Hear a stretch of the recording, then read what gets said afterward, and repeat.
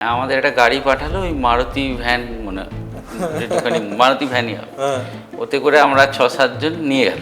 নিয়ে কোথায় গেল? একটা হোটেলে। আপনি কোথায় যাচ্ছেন জানতেন? না, আমরা জানি না। জানতেন না? না। আচ্ছা। তারপরে একটা হোটেলে নিয়ে গেল, গিয়ে দেখলাম টুটুদা বসে। টুটুদাকে চিনলাম, মনমানের কর্মকর্তা। তারপর আমাদের বললো তোমাদের মনমান খেলতে হবে, আমাদের 8 জন। তা আমরা পিকে স্যার, হাবিব স্যারের কথা বললাম। তখন টাকা পয়সার কথা কিছু বলেছিল না, যেহেতু আমরা 8 জন, হ্যাঁ। তো 8 জনের সাথে তো আর একই কথা বলতে পারবে না। তো দেবাশিস দা একটা টয়লেটের ভেতরে বসেছিল। টয়লেটে আমাদের একজন একজন করে ডাকলো। টয়লেটে বসে আমি এক এক করে ডেকেছি। আমাদের 8 জন, তো 8 জনকে আলাদা আলাদা কন্ট্রাক্ট হবে, তো একটা হবে না। তো আলাদা আলাদা করে দেবাশিস দা ডেকেছিল, ডেকে কথা বললো, বলে টলে। তারপরে আর আমাদের ওই দিন চুক্তি টুক্তি হয়নি।